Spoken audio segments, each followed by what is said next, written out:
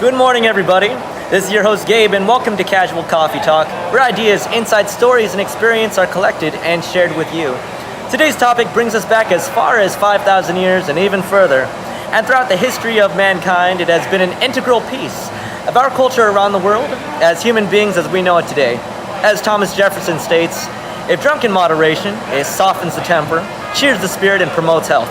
Shared by people around the world during good times, bad times, and all times. You guys know what I'm talking about? Only the best damn drink in the world, beer. And with me right now I have Steve Peterson, the owner of 32 North Brewing Company, to answer some questions and share with us his experience as that. Welcome to the show, Steve. Good to be with you. Thank you so much. Thank you. So, just to kick things off, how long have you been the owner of 32 North Brewing? We're at about 4 years. Actually, October 2014 was the month we opened up. Okay, very cool. Cool. So going on to the 5, that is great. Yeah. That's great. So what exactly is your story behind on why you got into the business? What actually got you interested in starting? Yeah, my background before this was in marketing. Really? I was in marketing and sales support for different companies around Southern California. Yes. With, I don't know if I want to say an emphasis, but I happen to have a lot of restaurant clients. Oh, okay. And that was an area that I always had some interest in. Yeah. There's a little bit of restaurants in my family past. I got a brother who's opened a few of them, and an uncle who's done a little bit in that very cool, kind of world. And so ever since college, that was what I'd been talking to people and trying to build my resume to be able to bring an investment for a restaurant. Oh, okay, wow. But what you don't really realize when you're on the romantic side of things is how difficult food is and how just labor intensive, and how you can have the best food in the world and the best location and you still fail. And there's sometimes no rhyme or reason for it, I don't think. And that scared me away from the industry. Yeah. But graduated from college here in San Diego. I went to Point Loma Nazarene. Oh, nice. I found all my conversations and all of my relationships were being built around having beers with people. And that's true, huh? I fell in love with Ballast Point's Victory at Sea. Yes, that one is one of my favorites. Yeah, yes. yeah. Red Trolley from Carl Strauss. And that one's a good one too. Yeah, some beers like that. Obviously, wasn't a big IPA guy at the time. And really just started having conversations about taking my plans that direction. Yeah. And after a few years of kind of turning my sights that way and learning about the industry more, made it to where we are now. Wow, very cool. Again, 4th year in the industry right now as the owner, right? That's right. Very cool.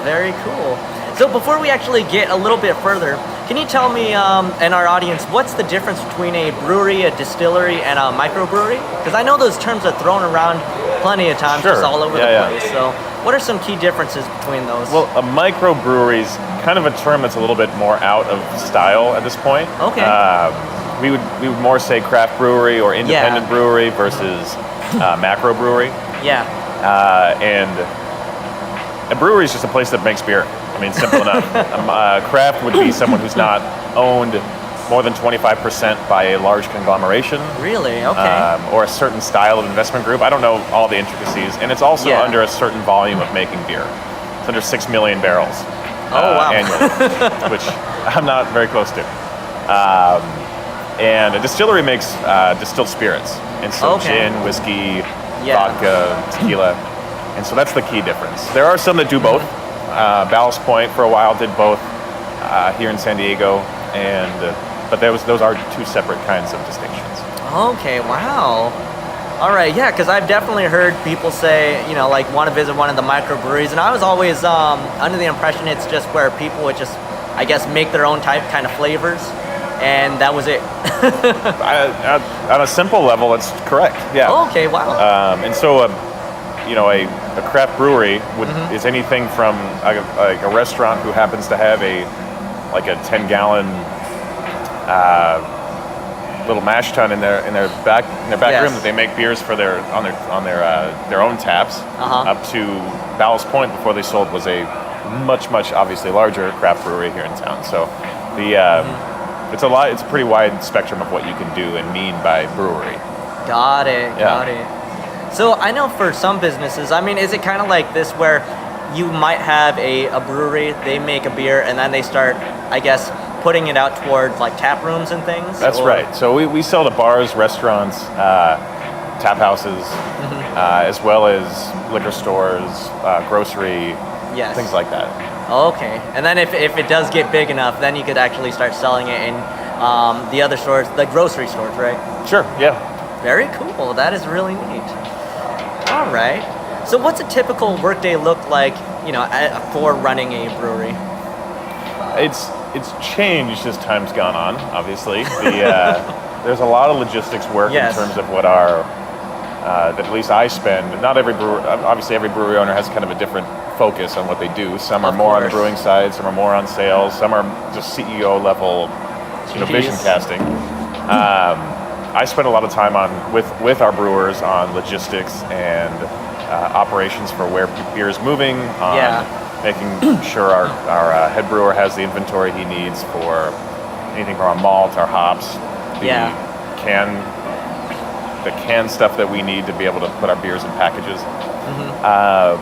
It's kind of the early morning where it's just my head brewer and I here and one of our other cellarmen. And that goes into more sales support after that.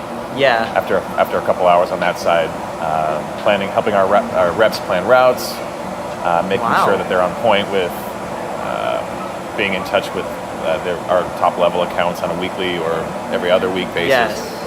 and making sure our sales goals reach what they need to be each week. So Right on. Right on. yeah, and I mean there's always random bill paying and things like that mixed in as well. But yeah. No, I see. So it's definitely a lot of sounds like a lot of accounting type work, where you're just trying to figure out where everything's going, make sure it's going where they need to go, and hit your goals, right? I wouldn't call that accounting, but I'm more along the logistics side. Yeah. Okay, got it. No, that makes sense. Definitely makes sense. A lot to keep track of. It sounds like too. A lot of moving parts. Yeah. Yeah. Wow. Very cool. But is that just you, or you got a team for that, or? Oh yeah, and we've got basically someone who runs every one of our departments, whether Yes. it's marketing, whether it's brewing, sales, and so there is someone, our tap room. There's someone who's head of that area of the business, Yes. who also has their own responsibilities. So I'm not really doing the day to day on any of that stuff, but Yes. keeping in touch with them to make sure it's all happening. Very cool. Very cool. That's the management side. Nice. So I know, like, just looking at your facility right now, and as we were talking earlier, you just have a lot of machinery that's happening around too, and obtaining and running a brewery facility does not sound easy or simple whatsoever. I mean, I remember online I was looking at just on Google, how much would it cost to open up a facility, and it was giving me numbers like it could run from 500,000 to $1 million, just to have something. It can run to significantly more than that. I mean, Ballast Point, Boy. and this is on the high side, obviously. Yeah, but yeah. Ballast Point spent upwards of, I believe, 36 or 40 million Woo! on their facility, and Jeez. so they're massive. But you can open up a brewery that's as small as 100 grand if you want, but it's tiny. Yeah. And so there's a pretty big range in what you're saying right there. for Got sure. it. Yeah. Got it. So it can definitely vary. Yeah. All right. There's not one size fits all by any stretch of the imagination. All right. So let's say if you were gonna for anyone who would want to open up like a small brewery, ballpark number, how much money would they either have to save or get a loan for? Just ballpark number. Oh, geez. Good luck getting a loan for that. It's not really a question I can answer. Got it. There's so many elements that go into it, by finding out, speccing out a brew house to the fermenters that you're going to be picking up. Yeah. It's not hard to look at and say, hey, here's all the elements that I need, and then kind of going from there, and then saying, hey, I also need to know I'm going to lose money for however long, a year, 2 years. Yeah. And so it's not hard to put together if you spend a lot of time on it, because my brewery looks completely different than another brewery, even of the same size as mine. Really? Yeah. And that's how it goes. Okay, I see. No, not a problem. So I know as far as keeping a brewery going and owning one, what kind of skills, education, or qualities do you feel are vital to actually running a brewery? Well, the really important parts to running any kind of business, hiring and managing employees is one of the most difficult. Okay. And it's one that I think people kind of overlook at first a lot of the time when they're opening a business. Yeah. They think that just because they have a business and they have a job, they'll be able to get really talented people who work well together, and then everything stays harmonious. And Oh, that's what we great. would like. Yeah, that's not how it works in the real Yes. world. And that's an underlooked skill for people. Yes. But beyond that, being able to put together a product that people can get behind. I mean, there's so much. If we're talking brewery specific, there's so much beer in San Diego that people aren't necessarily just going to find you because you make good beer anymore. Yes. There has to be a brand behind it that they can get behind and understand and really enjoy and want to be a part of. Yeah. And that's not a small skill either. And so, really, I would say those are the two. And making sure you have people who can actually execute all of your vision behind it. Got it. So the people really do make the business. Oh, every business, almost every business. Yeah, there's some product businesses, but Yeah. I think at a certain level, a brewery is a product business. But there's a lot of bad beer out there with great marketing or really good salespeople. Yeah. Who still sell a lot of it. I see. No, that reminds me of definitely this quote that you can have the best product in the world, but if no one knows about it, too bad. Sure. Yeah, totally. Kind of reminds me of that a little. So I know, like, as far as any business, especially like restaurant or anything with food or anything that can expire, what sort of risks or costs that are involved in running a business like this? Like, I know, again, like with restaurants, you always have food that won't be eaten, food that has to get thrown out, food that you might have a surplus of things that during an order, maybe a really, really slow month, maybe just not enough customers. Would you say that for a brewery it's kind of around the same thing, or? Not quite, because we have a longer shelf life on our product than a restaurant does. Yes, that's very true. At this point, we don't run into issues with that. We're trying to make more beer to be able to keep up. Oh, wow. But the market forces that people deal with in breweries is oversaturation with other products here in San Diego. Oh, yeah. Staying relevant for people are like two really massive things, and keeping costs under control, which restaurants deal with as well. Yes. But it's really easy to have your expenses go pretty insane in a brewery if you don't Really? keep track of them. Yeah. Okay. So. Got it. I see. Well, it's good that you have a long shelf life, considering the alcohol. Yeah. Very good.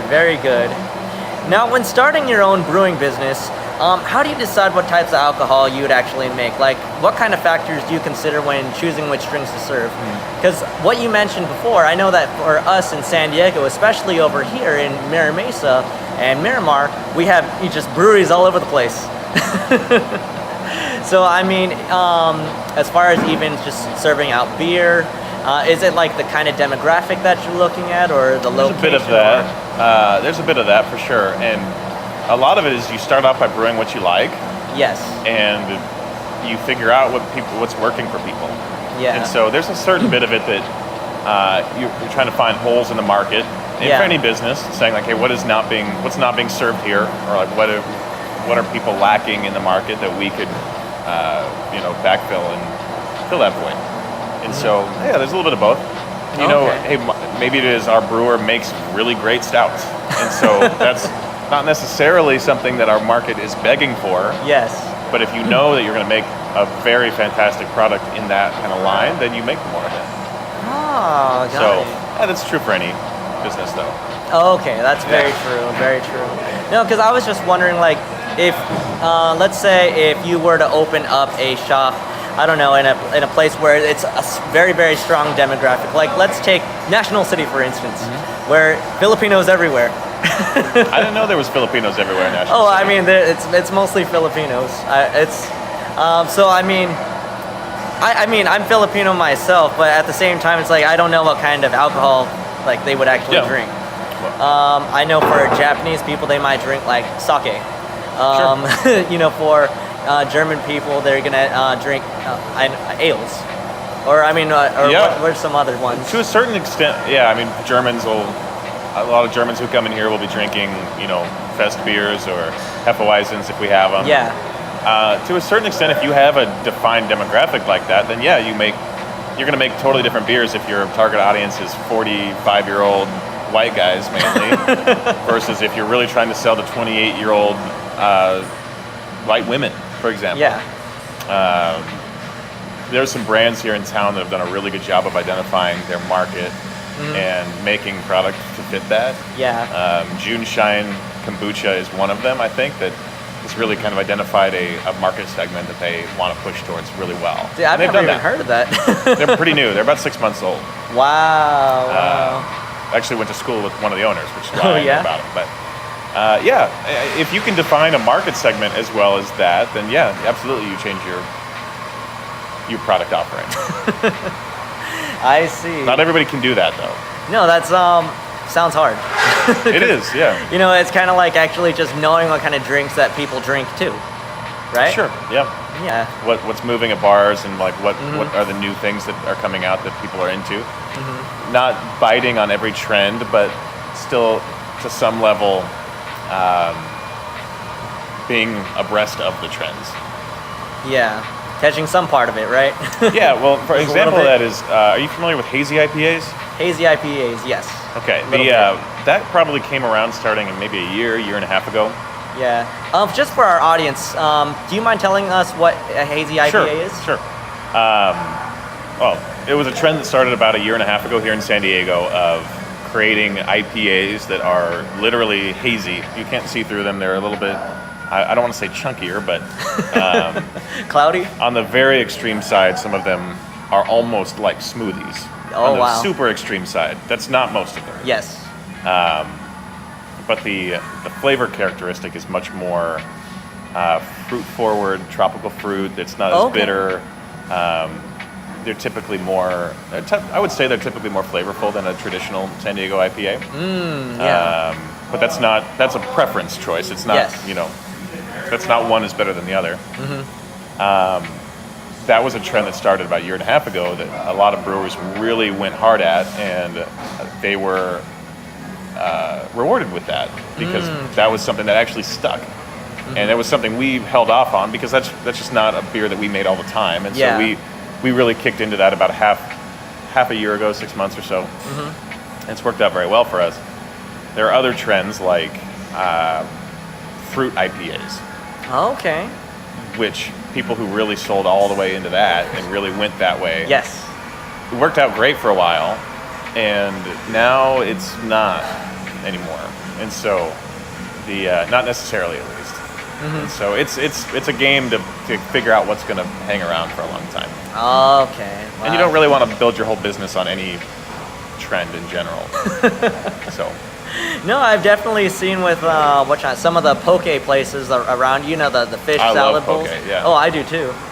I've definitely seen some of these poke restaurants kind of popping up also in the last. I would say like a year and a half. Oh yeah, sure. Yeah, so I know that's a trend that's going on right now. Not sure how long that's going to go for. I don't know how much you want to talk about poke restaurants. No, not really. But that's one I feel like does have some staying power just because it is Really? such a simple dish. Yes. And it's relatively cheap. Okay. And so I actually think it does have some pretty good staying. Okay, very cool. But very cool. Don't really want to get too far into that. No, not really. I just wanted to go and touch upon the idea of trends. Just because I didn't really think about that either. Certain beers having trends. Mm-hmm. Oh yeah. That's not really something I'm thinking about, and I think that for most of us, we just kind of think beer as in Miller Lite or Coors Light or something. Yeah. Or I don't know, Coronas. Just the very super duper common ones. Yeah. I think even the common drinker understands Ballast Point and Sierra Nevada. Yeah. Which Sierra Nevada is actually still a craft brewery, as is Sam Adams actually, which people are generally pretty surprised about. Yeah. But those are, and Ballast Point was until a couple years ago. But yeah, they really kind of bridge the gap for people, I think. Wow. They're ones that you see on the shelf at Ralph's. They are, yep. That's very true. I bought a case of Victory I see myself. Very cool, very cool. Now, I know as far as the types of beers, there's all types of different beers for all types of different people. What sort of recommendations would you have for anyone with these kind of preferences? They've never had a beer before, but they want to try one. We have 2 or 3 that really fall under the category that's a pretty easy switch over from that. We make a Pilsner called Pilsner the Conqueror. Mm-hmm. Oh, nice. It's 5.5%. It's a style of beer that people know well, and it's an easy transition into craft for them. Not bitter and hoppy, and it's not anything too standoffish. It's really easy drinking. We have another one called Landfall Berliner Weiss, which is a sour beer actually. Oh, okay. It's lightly tart, like slightly acidic. Generally, we fruit it. Oh, wow. Right now we have blackberry. Landfall with blackberries coming out in the next couple weeks. Sounds good. And it's almost like a wine cooler for the beer world. Yeah. And we also have a blonde ale called Shelter Island Blonde, which my brothers are all Stella drinkers and Coors Light, but they grabbed that one before any of those. And so it's the same. It's American light ale, you know. Yeah. And those are the easy intro ones that are more flavorful than what people are typically used to. And a lot of breweries have this kind of stuff. Yeah. Which then can get you to the pale ales and IPAs and stouts are really a lot for some people. And it's stepping stones for sure. So start them with something light first. Generally, yes. Got it. So if for anyone that's not really into bitter tasting beers but wants something light and even sweet, you would even go as far as to say just trying out a sour then? I would, yeah. I've had a lot of people, it's actually called Landfall because a lot of people tried it here and said, you know, I don't like beer, or I'm just a wine person, or I really don't like sours, one of those 3. And they try one like that and actually really enjoy it because it's not at all flavored like a typical beer. Okay, got it. Yeah. Tastes more like juice to me. I actually like the Landfall. I'm a fan of that one. Awesome. Yeah, it's one of my favorites also. Not to mention I really love stouts too. Yeah. So if someone wants a strong tasting beer, what would you give them? What do you mean by strong taste exactly?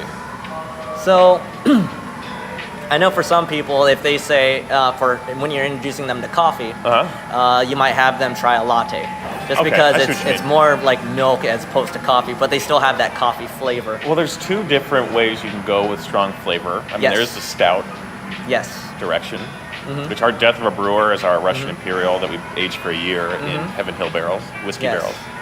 That's a really strong flavored beer with a lot of notes of coffee, chocolate, vanilla, caramel. But that's very different than what I would say with our Coastal Eddy, which is our hazy IPA. Tons of flavor, apricot, tangerine, some stone fruit. And very cool. Tons of flavor, but not the same kind at all. Yeah, for people who don't know what this is, how would you describe a stout to somebody? It's like if beer and coffee became one thing and got thicker. We're brewing that with roast malt, and so it's a dark beer. Yeah. That you're typically going to get a lot of coffee flavor, or just roast barley character to it. Getting a lot of chocolate in there as well. So yeah. So Guinness is a light version of a stout, very light version of a stout, and everyone's familiar with Guinness. Oh yeah. So that's right, you heard it from the man himself. If you like coffee and if you like beer, then the stout just might be for you. Got it. So how would you describe hops? You know, anything with a lot of hops in it. The easiest way, so it depends on the style of hop. Hop is something that we use for not only, people think of it as just a bittering thing, but it's also a aroma and a flavor addition to the body of a beer. And they can range anywhere from like more earthy spice characteristics to pine resin to what I mentioned with Coastal Eddy is more that tropical fruit kind of flavor. But hops are basically, they're related to wheat actually. They have a little of that same kind of, you almost want to say like skunk or like character to it. Yeah, that kind of profile, right? Yeah, and again, it's a wide variety. Not all of them are like that, but that's essentially they're very closely related to marijuana, and so like a leaf of hop actually looks like a bud a little bit close to it. You wouldn't confuse the two, but it looks similar. Okay, and for anyone that's never seen a hop before, is a hop like Or a a weed fruit or bud. a plant, or like what exactly is a hop? It's a plant. It's grown on vines, not terribly dissimilarly from grapes, Yeah. but there's a ton of acreage of them now being grown in the U.S. and Yes. they're tall, like 8 to 10 foot stalks, Yeah. and they're pulled off and pelletized. They almost look like rabbit food when we actually use them. Okay, very cool, very cool. Now going back to what we were saying, especially in the market in San Diego with breweries just being everywhere, as a business owner, what do you feel is the most important? What do you feel is most important in order to keep your business competitive and running? Especially with our particular location, where there's a brewery just on the other side of the street, another one at the corner. Making really consistent beer and creating a product that people are interested in being a part of. And so our business model has become making 5 or so, at the moment it's 5 core beers that are really fantastic all the time. And so bars and restaurants will know exactly that they're going to get the same Pilsner every single time that they order it. And they're generally beers that restaurants can move through volume pretty well in. We're not focusing on Saisons necessarily. Even though I love Saisons, they just aren't a product that moves very well in San Diego. What is a Saison? A Saison is a French or Belgian style ale that typically is a little bit funkier, but it's a very wide range. It's the widest. You can say Saison and it means 100,000 different things. Okay. But yeah, it's a French-Belgian style of beer. Typically light, light in character, but and so that's why we're making lighter beers that people can have several of. Okay, got it. And it kind of falls down to what's, I guess, for a restaurant setting, what goes well with their food or what complements that, right? To a certain level, yeah. Okay, got it. Very cool. So if someone was actually interested in owning their own brewery or opening up their own facility, what are some ways that they could get started? Really learn the business and become incredibly good at one thing in the industry. Oh, okay. There's several. You can be really great at operations. You can be really great at brewing. Really great at sales. I think it's opening a brewery is a pipe dream that a lot of people have. That is. Oh yeah. A bit like opening a winery, and the old joke is, what's the quickest way to make $1 million? It's open a winery with 10 million. Boy. And I've seen breweries like that where they open up and they just don't have the prerequisite skill or people involved or just general plan. And so, if that's I wouldn't say do it. I would say don't do it in San Diego. Do it in markets that need breweries. You could open up I would say you could open up a mediocre quality beer brewery in Fresno and do pretty well because people are excited to have something like that. Because there's not the service in that market that there is here. And here you have to have all your stuff really on point to be able to make it. That's very true. Which is true for any business at the end of the day. Of course. No matter what field you're in. Yes. But people are throwing money at breweries a lot of the time, and it's not necessarily a smart investment anymore in San Diego. Okay, at least in San Diego, just because of the way the pricing is, the market. Yeah, unless you have a thing that you're really good at, like you have a really well-known brewer or a ton of money to open a great restaurant with it, things like that. Got it.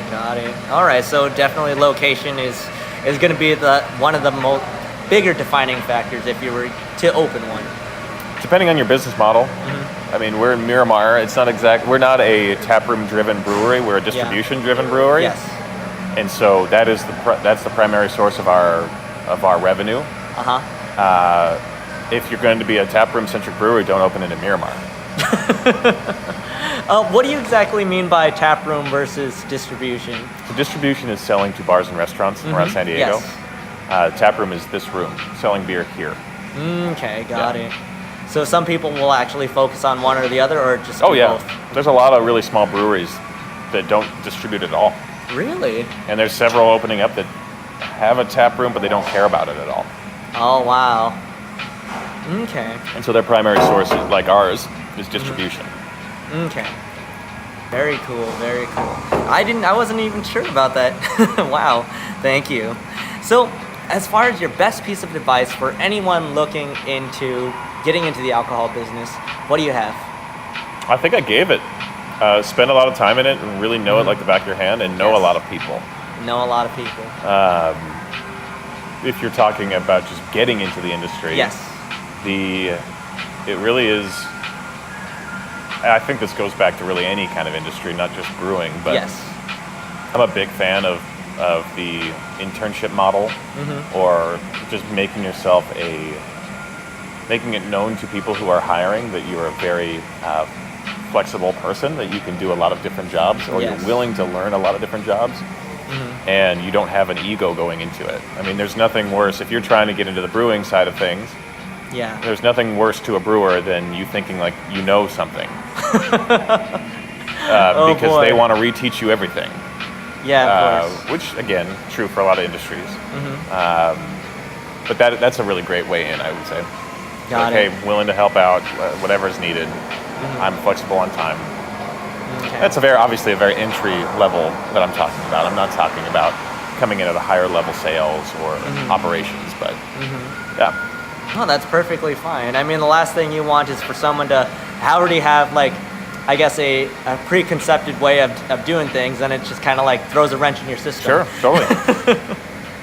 No, that I totally get you. Bonus question, Steve. What do you like to do in your free time, and why is this particularly important to you? Why is the thing I like to do in my free time important to me? I mean, I know that some people, they like to do, I don't know, art in their free time, and they feel that it's more of a creative outlet for them to get some more ideas. Some people like to do, I don't know, things in the outdoors because they, I don't know, inspiration too. I enjoy What do you watching. like? I enjoy watching baseball and spending time with my family. Okay, very cool. A couple nieces and nephews. One was just born yesterday, actually. Oh, nice, congratulations. Yeah, my brother Very Dave cool. had his first son yesterday. Ah, nice, congrats. I'm much more at this point a family person than a go out and do something person. Yeah, I just see that's where I've seen value to me in my Yeah. life. Very good, very good. Yeah. All right, so that's actually everything on my end. Do you have any final thoughts, special mentions, promotions, or anything you'd like to share with our Oh, audience? man, I think we're set. I do appreciate you coming by, though. I got it. Well, thank you so much, Steve. We'll have any links that are relevant in the episode description. So we'll have those over there, so be sure to check those out. But that is everything. So again, this is your host, Gabe, with Casual Coffee Talk. And we just talked to Steve Peterson, the owner of 32 North Brewing Company. And we will actually see you guys on our next episode. So take care, everyone. Thank you so much. Thank you, Gabe.